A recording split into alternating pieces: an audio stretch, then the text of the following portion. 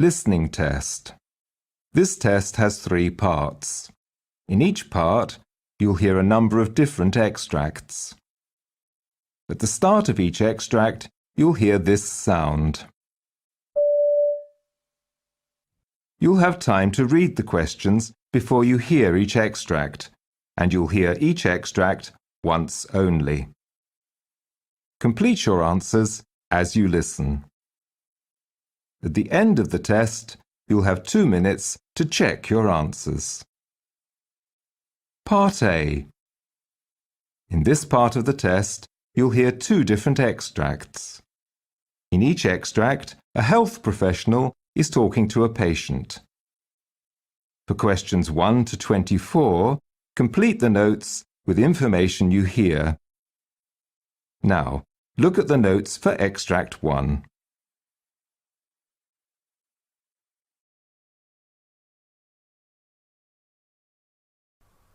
Extract 1. Questions 1 to 12. For questions 1 to 12, complete the following notes with a word or short phrase. You now have 30 seconds to look at the notes. You hear a doctor talking to a patient.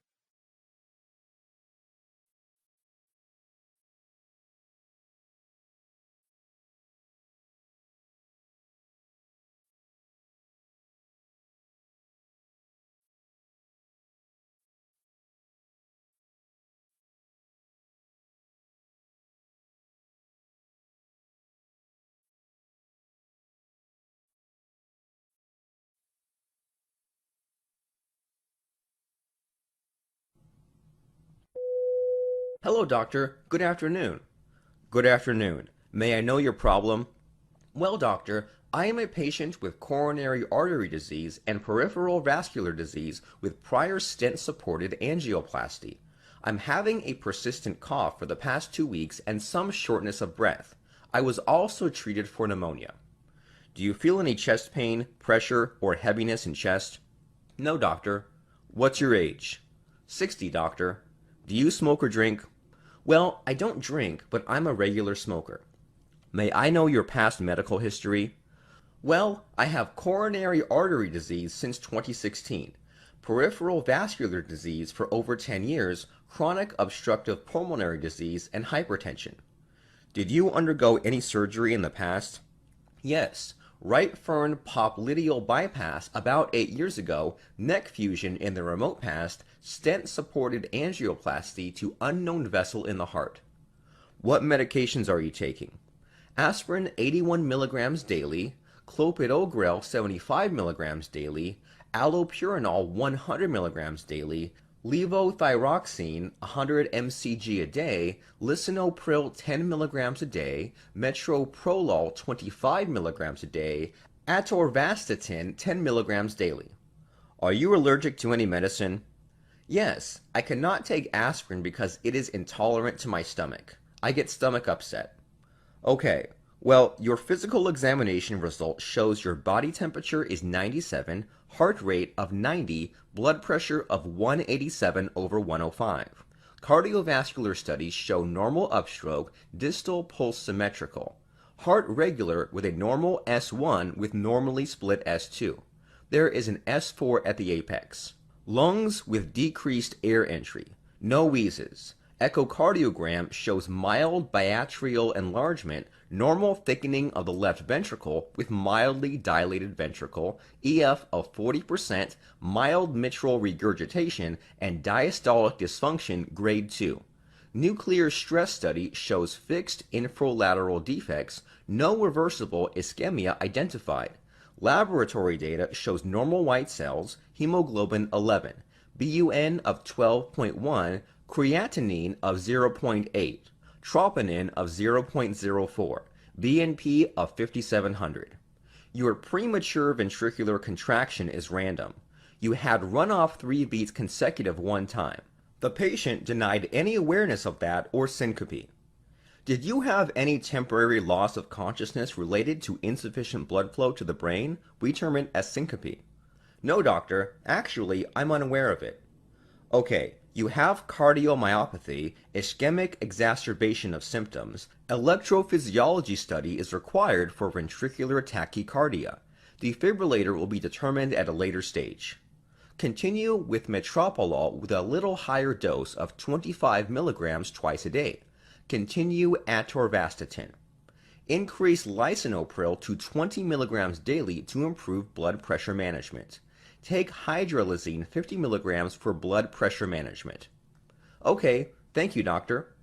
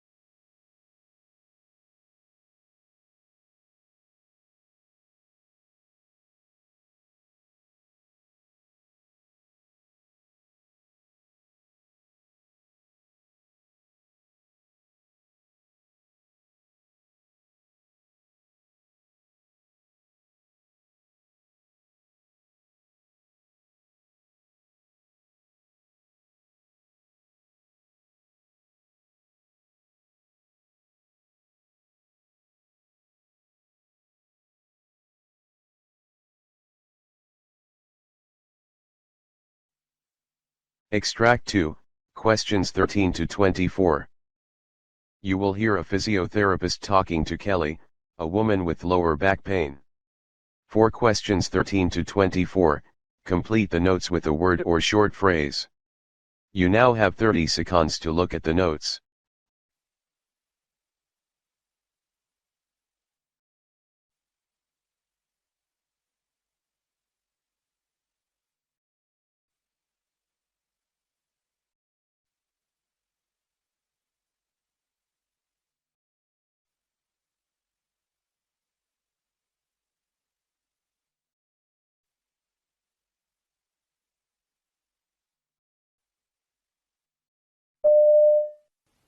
All right. Hi there, Kelly. My name is Erica and I'm one of the physiotherapists here. Hi, Erica. How can I help you today? I've been getting a pain in my lower back on the left side, around my hip and through the bum cheek area, when I'm running especially. Okay, that's not sounding terribly comfortable at all. How long has this been going on for? It's something I've had on and off for years, and it started off as just a kind of dull pain, a bit of an ache, and now it really feels like it's spasming or something. It hurts even when I put weight on my left leg. Usually I feel it start, and if I kind of lie on a tennis ball and massage through the muscle, it goes away. But lately it's just been getting worse, and I can feel it sort of tight through my whole hip area.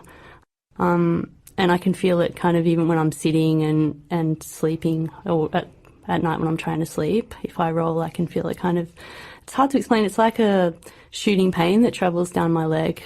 Okay, so you described the pain initially as a dull pain, Yeah. and also an aching sort of a sensation. Yep. Is the shooting pain different to that? Yep.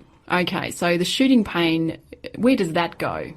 It starts in the same place, and it goes like down the back of my leg, kind of through the back of my knee, and sometimes down to my ankle area. Okay, no worries at all. And that would be the shooting pain only? That's not an aching sensation? No, it's just like, it feels like a twinge travelling down. All right, so just coming back to our body chart for a second. So we've talked about two distinct pains, I think. There's that dull aching pain sort of around the bum and the lower back and the hip area there. Then there's that shooting pain or twinging pain that you get that goes right down the back of the left leg down to the calf. Yep. With the twinging pain, do you have to have the dull pain in your bum before you get the twinging pain? Yep. You have to have that pain Yep. first. Okay. Can you ever get the twinging pain by itself? No. No. Okay. Can you get the dull pain by itself? Yeah. Yes. Okay. So you have to have one to get two. Yeah, I don't always get the twinging pain. That's usually when it's feeling worse. It gets really tight. Okay, no worries at all. Now, just to confirm and clear some other areas, there's no current problems with your left knee? Nope. Beautiful. And currently the front of the left hip is fine? Yeah, it feels quite tight through there, but it's not painful. So tightness? Yep. No worries at all. Any pains in the right hip? No. No. The right knee? No, the right side's fine. Completely fine. Yeah. Got no pains at all down there? No. Any pins and needles or numbness anywhere? Nope. No. Good.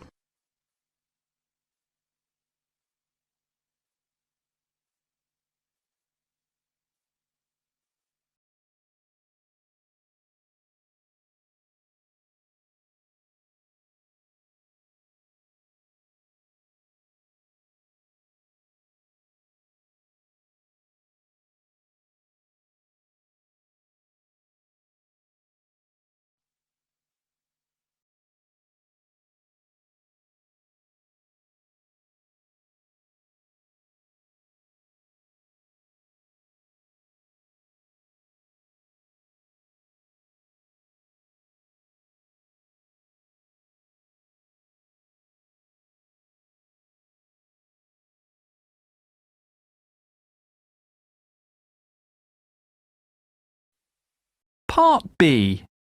In this part of the test, you'll hear 6 different extracts. In each extract, you'll hear people talking in a different healthcare setting. For questions 25 to 30, choose the answer A, B or C which fits best according to what you hear.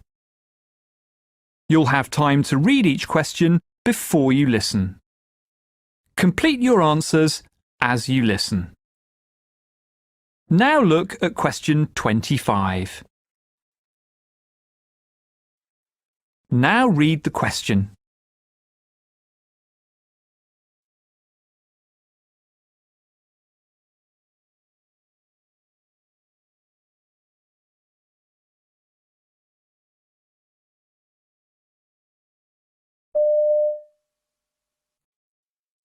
A thyroid scan provides information about your thyroid size, shape, and position. During a thyroid scan, a radioactive material called a radiotracer is swallowed and is absorbed by your body. It travels through the area being examined and gives off energy in the form of gamma rays, which are detected by a special camera and computer to create images of your thyroid. A thyroid scan tests your thyroid's function. It measures how much radioactive iodine is taken up by your thyroid in a given period of time. You will be given the radioactive iodine in liquid or capsule form. During the exam, you will sit in a chair and a probe will be positioned over your thyroid while a scanner moves over your neck. To prepare for these tests, you may be asked not to eat or drink anything and to refrain from taking certain medications beforehand. Leave any jewelry at home and wear loose, comfortable clothing. You may be asked to wear a gown. Tell your doctor if there's any possibility you are pregnant or if you're breastfeeding. Discuss any recent illnesses or other medical conditions, medications you're taking, and whether you have any allergies. Also, tell your doctor if you've had any procedures within the last 2 months that used iodine-based contrast material. You may have some concerns about thyroid scan uptake. However, because the amount of radiotracer used is small, the level of radiation exposure is relatively low, and the benefit of an accurate diagnosis far outweighs any risk.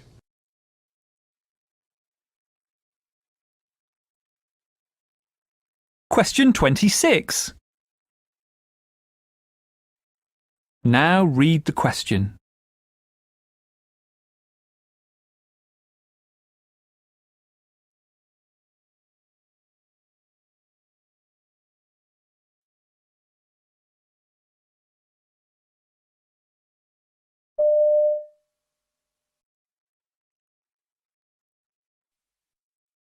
At a hospital discharge meeting, the patient would meet with the nurse, the physiotherapist and the pharmacist on the ward. The nurse would go through all the information the patient would need to go home, and often relatives are invited to come along to listen to the information as well. The nurse would talk about managing wounds at home, looking after the wounds, making sure they remain clean and dry, and looking out for signs of infection, for example redness or swelling, or if the wounds become oozy. And if anything of those happens, the nurse would advise the patient to go and see their GP straight away. The nurse would also talk about the rehabilitation process and would include information about dietary concerns, exercise and smoking cessation if the patient is still smoking. The physiotherapist would talk about exercises the patient needs to do following the surgery. It's really important for the patients to get up and mobilise around, and the physiotherapist would give some exercises for the patient to do every day, and would encourage the patient to walk as much as possible and build up the walking time each day with their relatives. The pharmacist would talk about the tablets that the patient's going to be on following their surgery. Often tablets change whilst the patient's in surgery, and the pharmacist would talk about the tablets, explain the side effects, any issues related to those tablets, and would explain when to take the tablets as well. And those tablets normally would be reviewed in the outpatient clinic post cardiac surgery and to see if they are still needed. Question 27. Now read the question.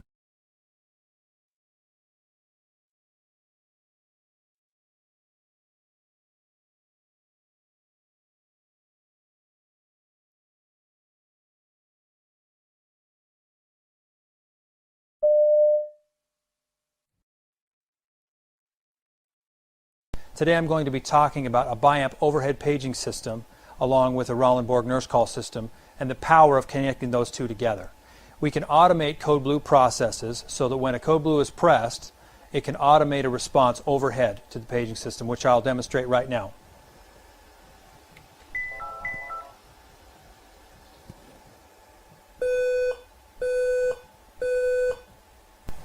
Attention.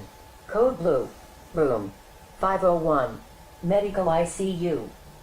Okay, now the power of this is that, like it said, medical ICU right there, we can add any suffix we want onto that and give clear delineation on where the code blue is coming from and where the staff needs to go to respond to that code. I can make it repeat.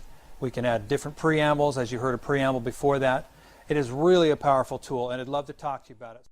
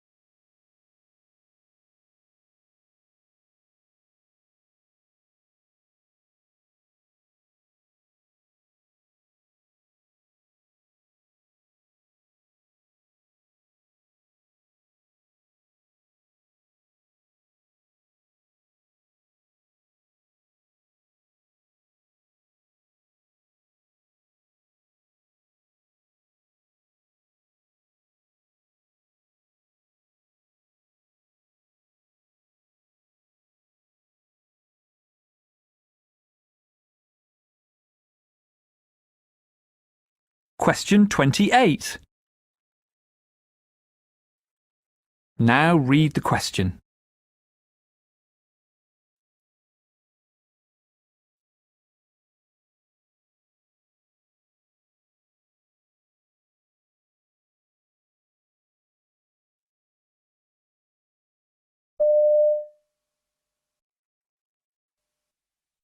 Today I am answering a question about preschool stuttering. So how long do we wait? Well, Mark Onslow of the Australian Stuttering Research Centre recommends that a speech therapist should monitor a child for signs of natural recovery for about 6 months, but no longer. So that's his recommendation. He also explains that there are other reasons that you may want to begin therapy sooner, and that would be if the child becomes distressed about the stuttering, you want to go ahead and address it at that point because psychological damage could start to happen. Also, if the stuttering is causing social problems or psychological issues. So if it's interfering with social interactions or any of that kind of stuff, you definitely want to go ahead and address it sooner than that 6 months. So that being said, what do we do? How do we go about fixing stuttering in preschoolers? Well, although there have been many different types of stuttering therapy over the years, there was a systematic review in 2006 by Booth and all of his or her associates. I can't remember if that's a woman or a man. And that study found that the response contingency approach was the most effective treatment for children who stutter. So if you would like to find out more about the response contingency approach, you can click on this link down here. It should be in the show notes right below this video. It's speechandlanguagekids.com/stop-stuttering preschoolers current research-based methods with dashes in between all of that. So just go down there and click the link. And that will take you to my page all about response contingency stuttering therapy. There's a video that explains it and demonstrates it. So head on over there and check that out. If you have any further questions, please leave those below and I'll get back to you as soon as possible. Thanks so much and have a great day.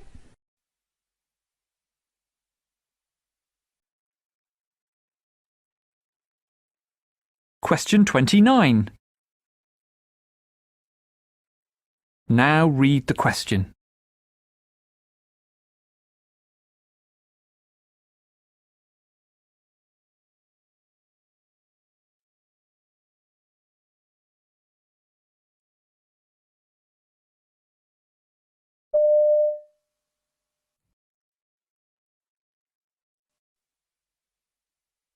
First and foremost, I think 20 is the new 25. When we studied glaucoma in school, most people were under the impression that 25 millimeters of mercury was the high end of normal. We've found that recently at 20 millimeters of mercury, the intraocular pressure is elevated enough to be adequate, but at 25, it's really starting to affect axoplasmic flow on the optic nerve. So really aim for a pressure of 20 in your veterinary patients. Other things that are new in the realm of glaucoma in pets include the realm of neuroprotection, so medications like memantine, timolol, bimatoprost, and minocycline, which may actually protect the nerve and the nerve function. We are starting to look at glaucoma as more of a neurodegenerative disease, so not only a disease of the eye, but also a disease of the brain, and it can actually be affected by systolic blood pressure as well as intracranial pressure.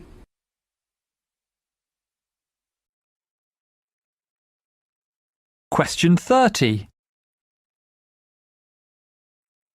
Now read the question.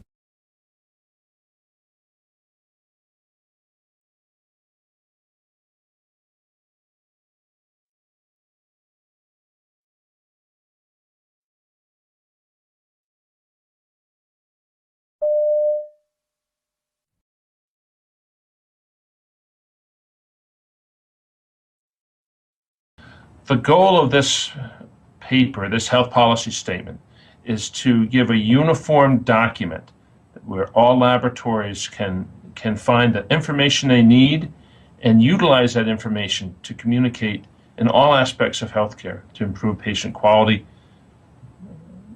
I've had the experience over my career through SCI, working on the quality committee, through accreditation committee and ACE, and through lab surveys committees to see there's significant variation in all laboratories with amongst multiple laboratories about the catheterization labs. Some using pros, some using documentation, some multiple entries for billing and inventory and databases, and every different entry has the potential of an error.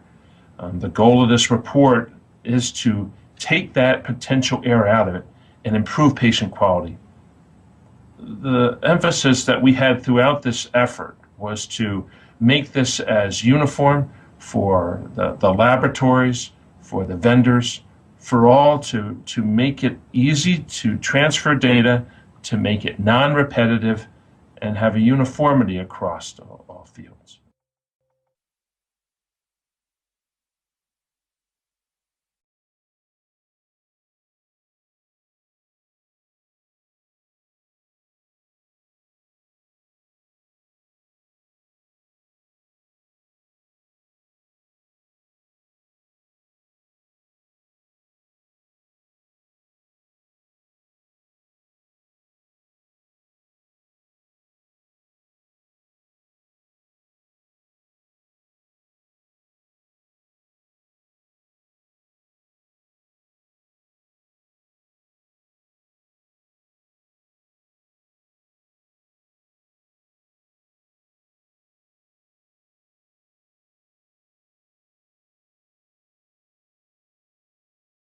Now look at Part C.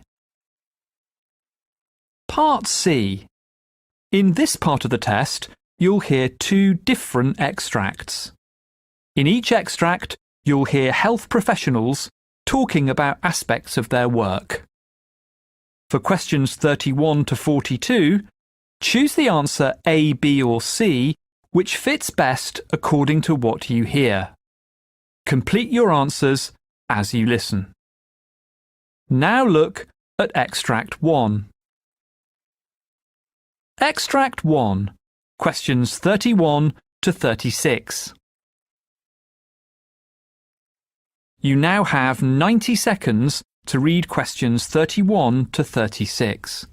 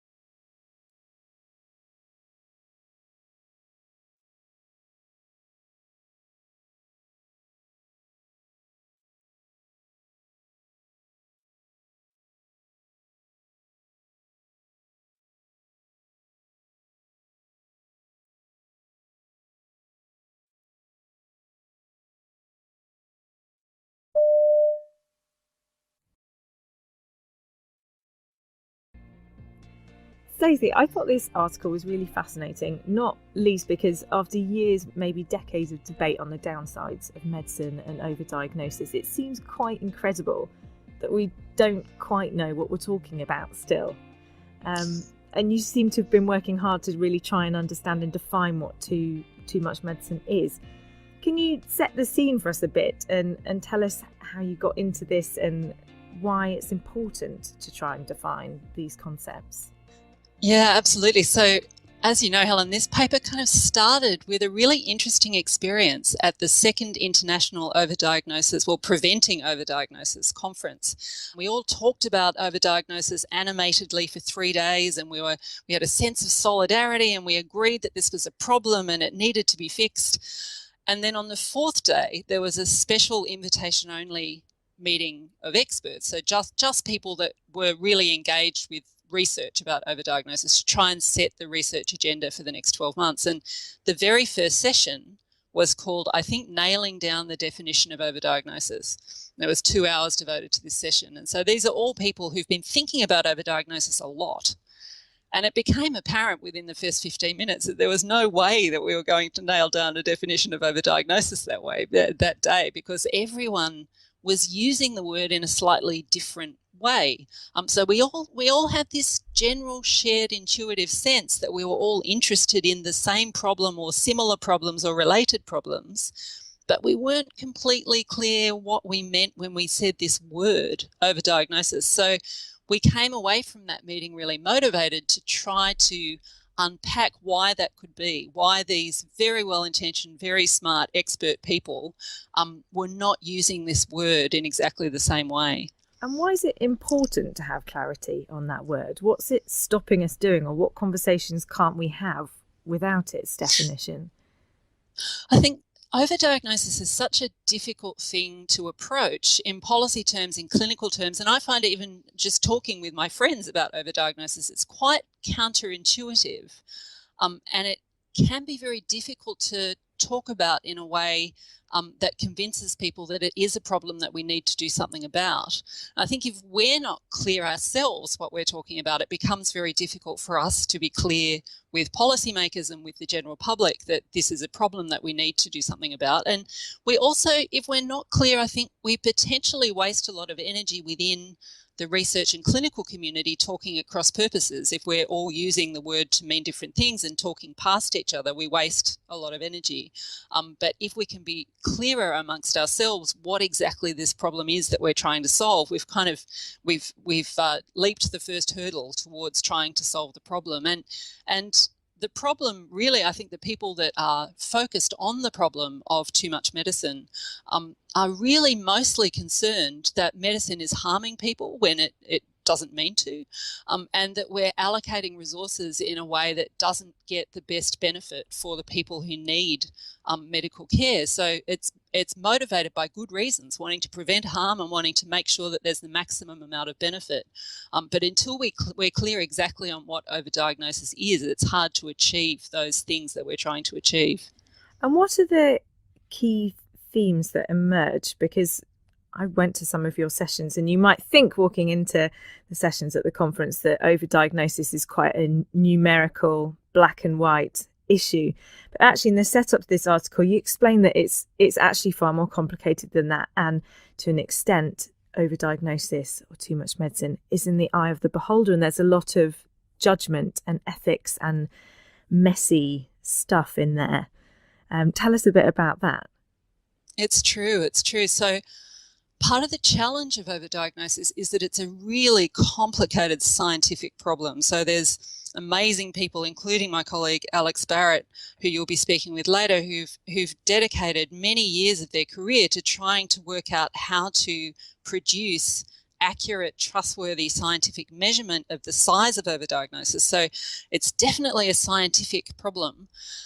But we can't reduce it just to some kind of ideal of value-free science where we just get the maths right and then we know how big it is and then we know what to do. And the reason for that is that overdiagnosis is fundamentally about, or too much medicine is fundamentally about trying to identify the situations in which medicine is doing more harm than good, or medicine is not delivering a net benefit.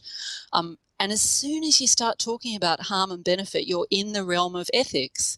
You're in the realm of weighing up goods and bads. And as soon as you start talking about harm and benefit, you have to ask, as you said, from whose perspective? So whose ideas about harm and benefit should matter when we weigh up whether to do a particular test or whether to offer a particular drug? Should it be the patient's assessment of benefit and harm, the clinicians, researchers, all of them? If they disagree, how should we adjudicate between them? If there's different benefits and different harms that all have to be weighed up, then how do we do that weighting? So, and that's moral territory, it's ethical territory. So that needs to be a conversation that is quite explicit, and a conversation that brings in citizens, that brings in the public, which is why it's so important to have good public conversations about too much medicine.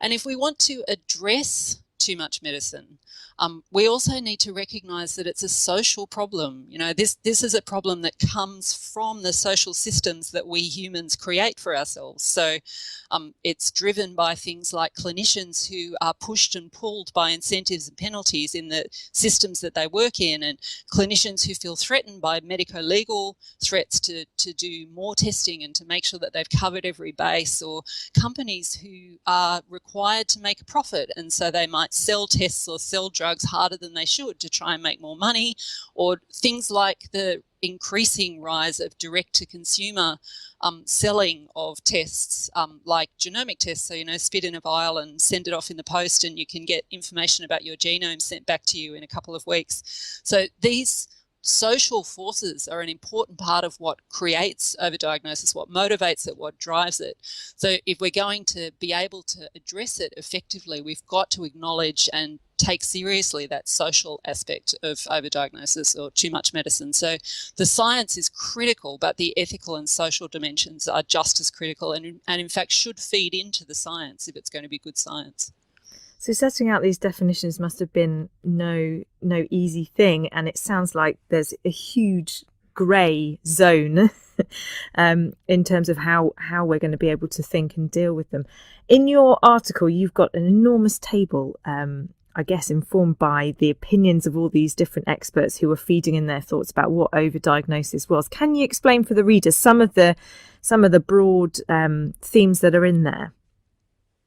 Yeah, absolutely. So what we tried to do was to get to the bottom of a difference, actually, because when we thought about why those well-intentioned, super smart experts in that room couldn't agree on what overdiagnosis was, we concluded that it was possibly because they were using that word at two different levels of generality. So that some of those experts were using the word overdiagnosis in a very specific way to mark out a very specific concept. And we argue in the paper that this is how the word overdiagnosis should be used, that we should start restricting it to a narrow sense.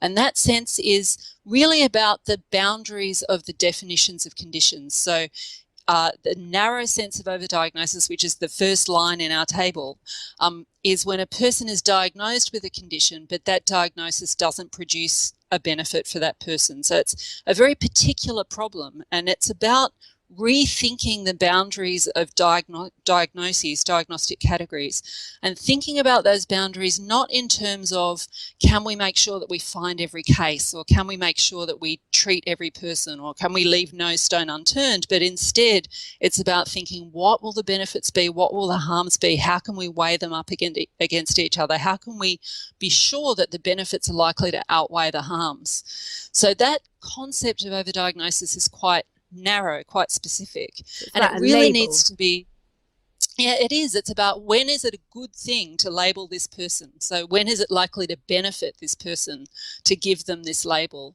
And it really has to be negotiated condition by condition, because that decision obviously has to be made in collaboration between the clinicians and the patients and the researchers that are working on that very particular problem. So overdiagnosis in that narrow sense, we're arguing in the paper, should be the only way that we use the word overdiagnosis. And we've adopted the BMJ term too much medicine to encapsulate a whole lot of other problems that are related to but not the same as.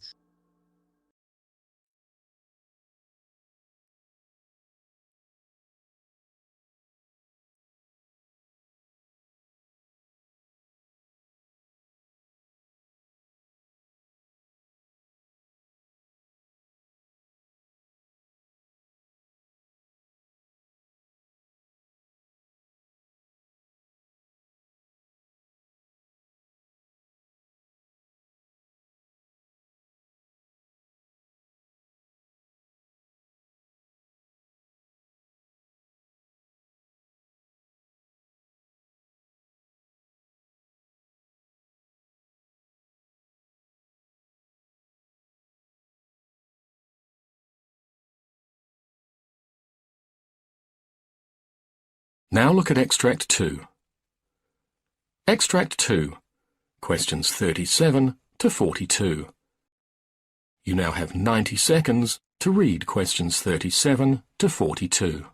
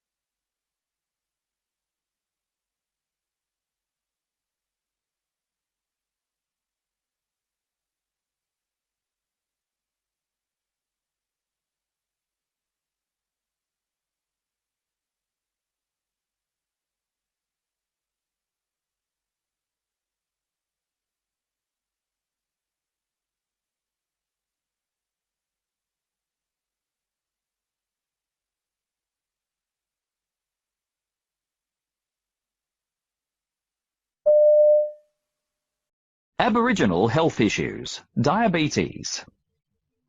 Aboriginal and Torres Strait Islander Australians have the 4th highest rate of type 2 diabetes, non-insulin dependent diabetes mellitus or NIDDM, in the world. Estimates vary, but it is thought that between 10 and 30% of Aboriginal and Torres Strait Islanders have type 2 diabetes. This rate is about 2 to 4 times higher than the rate for non-Indigenous Australians. The incidence of gestational diabetes, diabetes in pregnancy, is also 2 to 3 times higher among Aboriginal and Torres Strait Islander women than in the general Australian population. Kidney failure is a serious complication. Unmanaged diabetes can result in kidney failure because high blood sugar levels damage the millions of tiny filtering units in each kidney. Aboriginal people are only 2% of the Australian population, but they account for around 9% of all new patients with kidney failure, end-stage renal disease, ESRD. Diabetes is an important part of increased ESRD in Aborigines. A person with ESRD has no kidney function at all and must rely on dialysis or have a kidney transplant operation. Other complications of diabetes include retinopathy, which can cause blindness, neuropathy, which can cause leg ulcers and lead to amputation, coronary artery disease. Diabetes is an important risk factor. A range of causes. The high rate of diabetes among Aboriginal Australians is thought to be caused by a number of factors working in combination, including genetic susceptibility, diet, obesity, lack of physical activity, gestational diabetes, low birth weight, poor standard of living, reduced access to medical care. Genetic susceptibility. Some researchers suggest that Aboriginal people have a thrifty genotype, which helped to support their traditional hunter-gatherer lifestyle. This means their bodies are genetically programmed for glucose intolerance and high blood cholesterol levels so that body weight can be maintained during lean times. However, the Western diet, readily available to modern Aboriginal people, makes obesity, diabetes and cardiovascular disease more likely. Dietary changes. The tendency for the modern Aboriginal diet to be high in fats and sugars but low in carbohydrates, fibre and nutritional value is a major cause of diabetes. In many cases, limited access to a range of fresh, wholesome foods means that many Aboriginal children are undernourished. It is thought that inadequate nutrition during childhood may increase a person's risk of developing type 2 diabetes later in life. Obesity and abdominal body fat. An obese person is 10 times more likely to develop type 2 diabetes than a person of normal weight. Around 6 out of 10 Aboriginal and Torres Strait Islander people are either overweight or obese. Body fat stored around the abdomen, rather than the hips and thighs, is a substantial risk factor, and around 75% of Aboriginal women carry too much body fat around their abdomen. Type 2 diabetes is more common in Aboriginal women than Aboriginal men. Lack of physical activity. Traditionally, Aboriginal people led physically active lives. With the adoption of Western diets, there is no longer any need to hunt for wild animals and gather uncultivated plants. A sedentary lifestyle is a known risk factor for obesity and the development of type 2 diabetes. Gestational diabetes. In some women, pregnancy hormones increase the body's resistance to using insulin. This causes gestational diabetes, a temporary form of diabetes that tends to resolve without treatment after childbirth. However, the risk of developing type 2 diabetes in later life is increased. The incidence of gestational diabetes is 2 to 3 times higher among Aboriginal and Torres Strait Islander women than in the general Australian population. Low birth weight. Some studies indicate that low birth weight is associated with an increased risk of developing type 2 diabetes later in life, regardless of any other risk factors. The reason for this is not understood, and it remains controversial. An Aboriginal woman is twice as likely, 12.4%, to have a low birth weight baby than a non-Aboriginal woman, 6.2%.